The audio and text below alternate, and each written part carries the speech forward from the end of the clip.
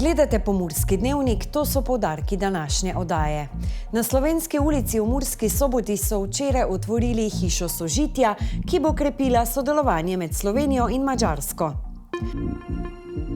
V studiu se nam bo pridružila uspešna Pomurka, ki je osvojila naziv svetovne naravoslovne fotografinje leta. Občinski svetniki mestne občine Murska Sobota sprejeli rebalans proračuna za 2025. Pogovarjali se bomo tudi z novim začasnim trenerjem Mure, Matjažem Kekom mlajšim. Obiskali so nas dijaki gimnazije Franca Miklošiča Ljutomer. Vreme, vikend bo še precej sončen, v naslednjem tednu pa sledi poslabšanje.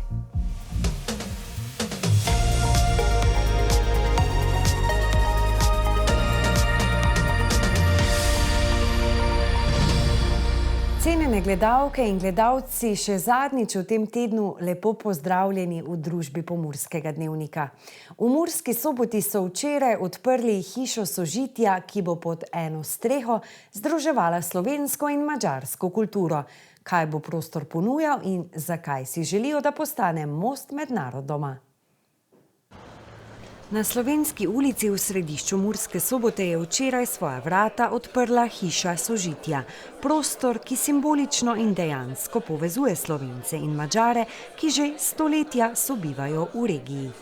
Sožitje, sodelovanje, medsebojno obogatenje med slovenskim in madžarskim narodom, kulturo, dediščino in tradíció.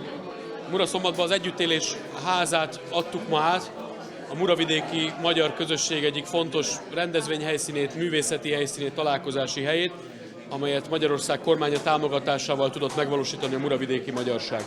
Szlovének is, magyarok is fontosnak tartjuk az őshonos nemzeti kisebbségek védelmét, határon átívelő együttműködéssel, közös programokkal is próbáljuk fejleszteni ezt a kapcsolatot, és fontos, hogy Európában, az Európai Unióban is kiálljunk az őshonos nemzeti kisebbségek jogaiért és biztonságáért.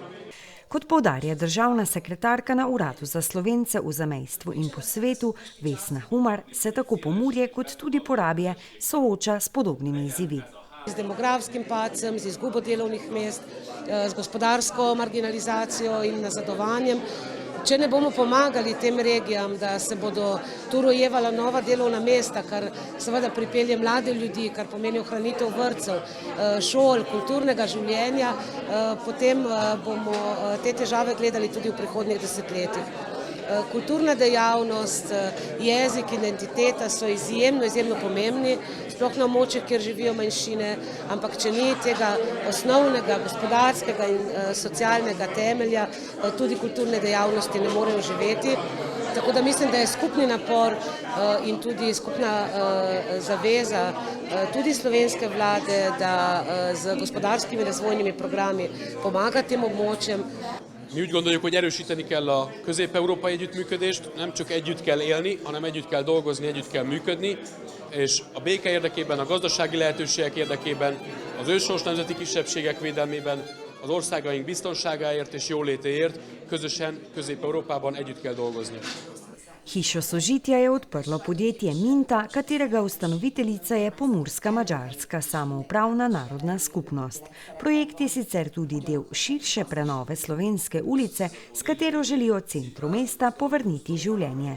Po obnovi je bilo kar nekaj časa potrebno, da so lokali potem in prazni prostori ponovno zaživeli. Eden od teh prostorov je tudi ta, ki je sicer izjemno dobro lociran ob našem turistično-informativnem centru in kot tak bo velika priložnost tudi za vse tiste, ki v naše mesto prihajajo, da spoznavajo obe kulturi.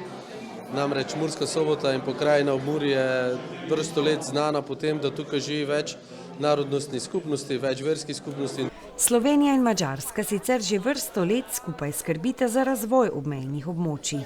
Slovenija bo do leta 2028 izvajala program za krepitev gospodarstva madžarske skupnosti, Madžarska pa z letošnjim letom nadaljuje podporo Slovencem v Porabju.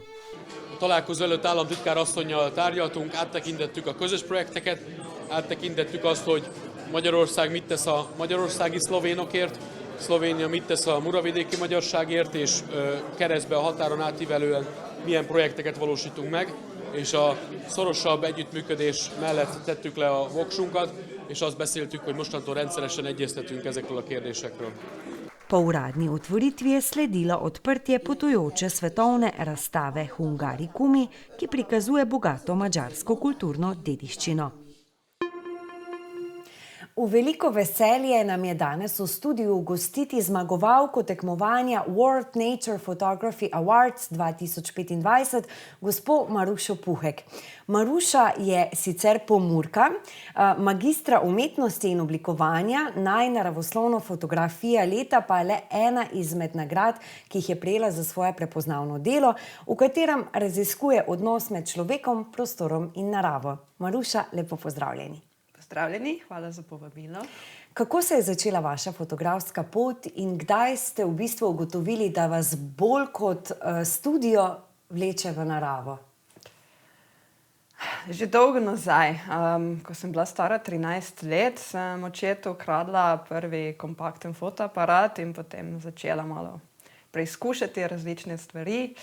Takrat je bil DeviantArt popularen in tam sem iskala navdih in fotografe, ki so mi bili všeč, in hitro spoznala, da je narava tisto, kar me veseli.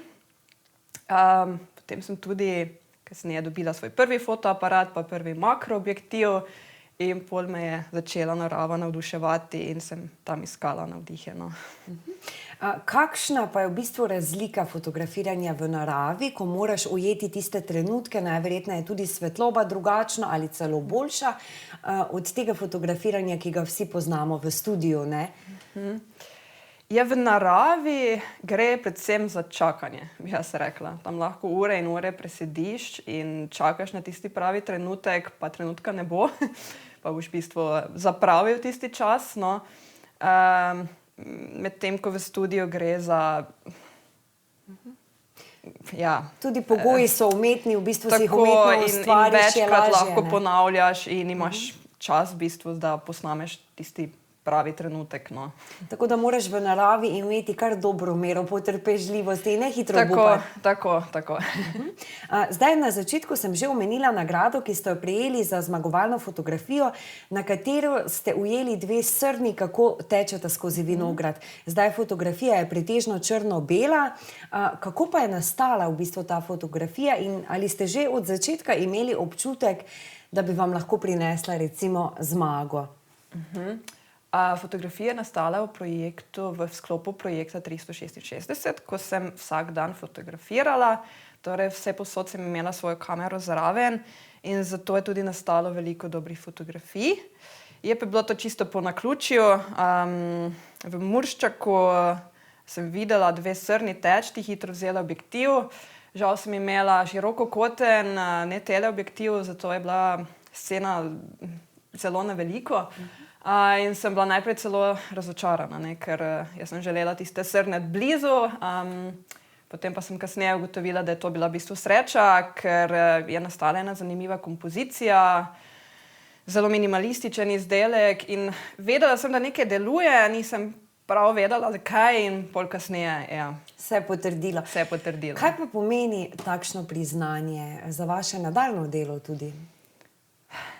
Ja, kar veliko. Dobila sem neki mednarodno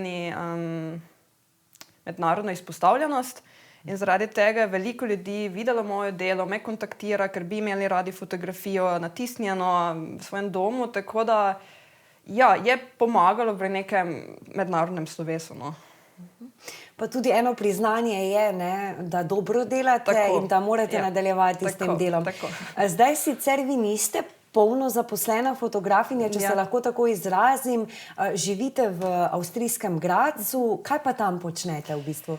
Torej delam kot grafični oblikovalec in medijski kreator, še vedno ne vem, kaj je slovenski prevod. Jaz se kar dobro ste povedali, vse se razume. Torej tudi fotografiram kampanje in delam različne medijske vsebine. Tako da bolj malo časa ostane za moje projekte. Sicer fotografiram nekaj porok na leto, drugače pa jaz sem fotografijo bolj zapustila zadnja leta, zdaj pa je bila to ena taka lepa spodbuda, da pa moram mogoče nadaljevati po tej poti. Da boste nadaljevali, ne? Tako. Odlično. Mi vam seveda pri tem želimo veliko uspeha in da še poberete kakšno nagrado. Hvala. In seveda hvala, da ste se danes oglasili pri nas. Z veseljem. Hvala. Včeraj so v mestni občini Murska Sobota svetniki potrdili rebalans proračuna za leto 2025, ki vključuje povečanje prihodkov in odhodkov. Več pa v kratki novici. Občinski svet Murske Sobote je potrdil rebalans proračuna, ki povečuje odhodke in prihodke za leto 2025. Prihodki so se povečali iz 30,33 na 32,02 milijona evrov, odhodki pa z 30,73 na 33,90 milijona evrov. Izzivi bodo, obnašali se bomo gospodarno, racionalno, je pa res, da bojo verjetno naslednji proračuni tudi morali biti skromnejši, kar se teh investicij tiče, kajti strinjam se, koliko imamo, toliko lahko dejansko tudi vložimo oziroma sfinanciramo. Tako da bi vas, spoštovane svetnice in svetniki, prosil, da rebalans proračuna podpremo. Kot je tudi že bilo povedano, to bo omogočalo, da nadaljujemo z projekti, ki smo si jih zastavili. Svetnik Gorazd Kerenc iz Gibanja Svoboda je na seji odprl tudi vprašanje o popravilu granitnih plošč na Slovenski ulici. Trenutno imamo v centru mesta gradbišče, in sicer na Slovenski ulici. Ulica je relativno mlada, če lahko temu tako povem, pa me zanima, ali gre za odpravo neke reklamacije, se pravi neke napake, neke pomanjkljivosti, ali pa bomo to morali plačati iz proračuna različnih investicij. Hvala lepa. Hvala.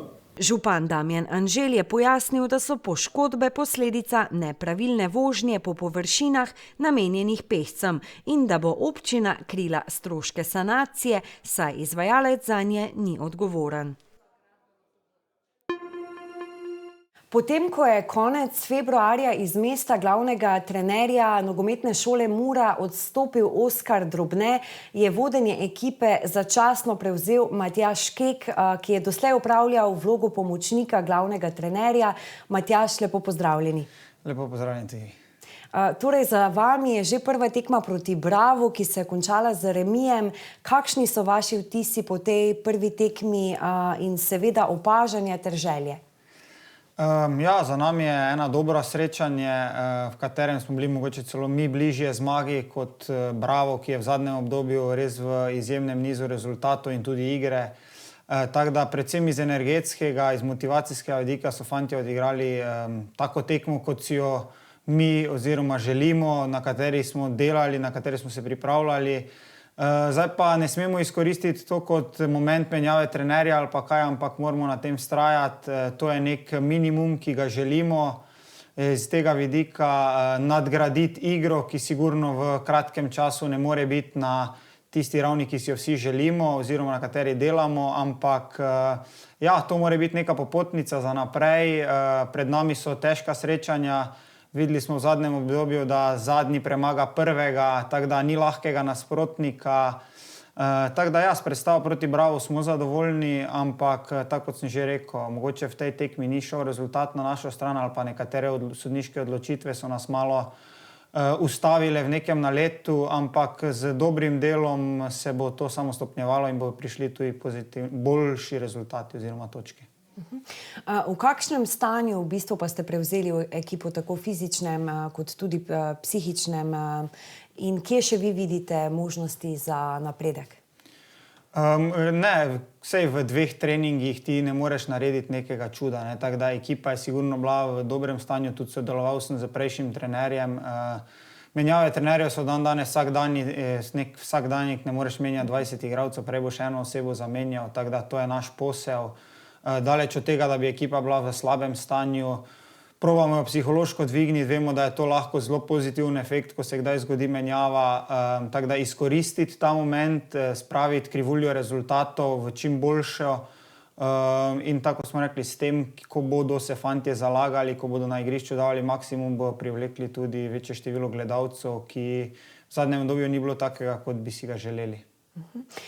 Glede na to, da je vaše vodenje nekako zdaj zamišljeno kot začasno, ali se morda že kaj pogovarjate o prihodnosti, da bi pa zares prevzeli funkcijo trenerja Mure? Ne, ni bilo sploh govora. Takoj po odhodu oziroma ko so sporazumno prekinili pogodbo z gospodom Drobnetom, smo se s predsednikom, direktorjem dogovorili, da v naslednjem obdobju odvodimo tekme, treninge in vse to, potem pa bomo videli, kako dalje, glede na to, da predsednik tudi išče nekega strateškega partnerja, vemo, da je vse povezano s tem in se popolnoma nič ne obremenjujemo s tem. Tudi fantom je bilo tako predstavljeno. Za zdaj sem trener jaz, delamo po navodilih, smo si zastavili nek plan in tega se držimo, ni pa določeno, kako dolgo bo to trajalo. Jutri vas v Fazaneriji čakajo Radomlje. Kakšna so pričakovanja pred tekmo? Prikazati, nadgraditi tekmo z Bravom.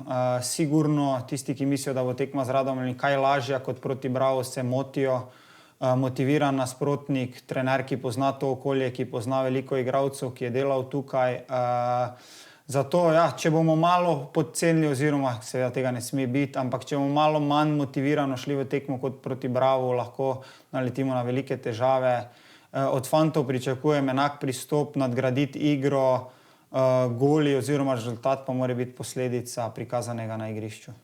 Tako da ostajate motivirani in osredotočeni na uspeh. Vsekakor, to mora biti edini cilj.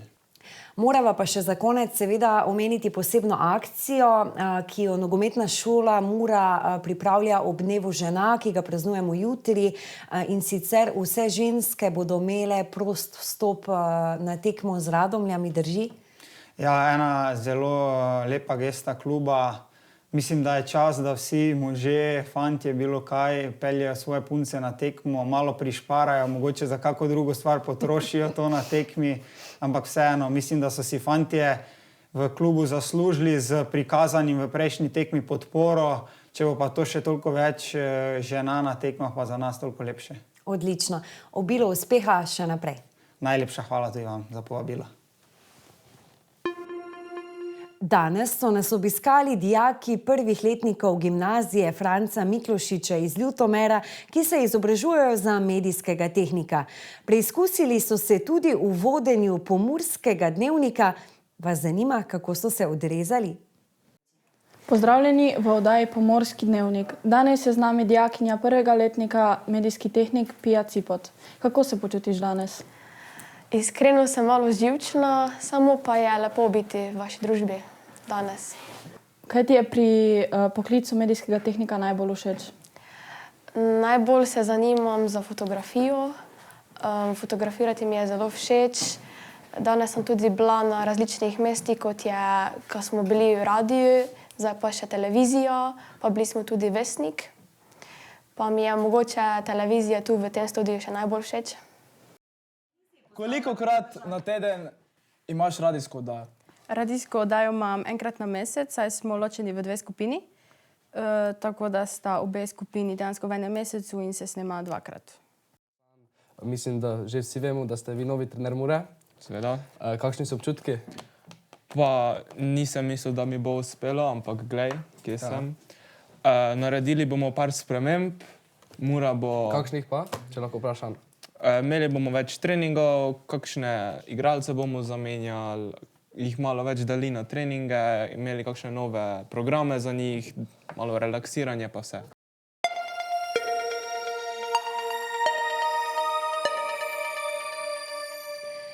Poglejmo še, kakšno vreme nas čaka v prihodnjih dneh. Jutri in v nedeljo se bomo še lahko naužili sončnih žarkov, nato pa v začetku prihodnjega tedna sledi poslabšanje.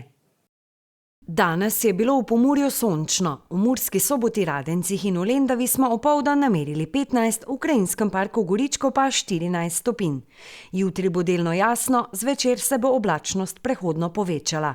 Najnižje jutranje temperature se bodo gibale od 5 do 8, najvišje dnevne pa od 15 do 16, ob morju okrog 17 stopinj. Najnižje jutranje temperature v severovzhodni Sloveniji se bodo v Murski Soboti, Mariboru in Ptuju gibale med 6 in 7, najvišje dnevne pa okrog 16 stopinj. V nedeljo bo precej jasno, zapihal bo jugozahodni veter. V noči na ponedeljek se bo od zahoda pooblačilo. V ponedeljek bo pretežno oblačno, predvsem v zahodni in osrednji Sloveniji bo deževalo. Še bo pihal jugozahodni veter, ob morju jugo.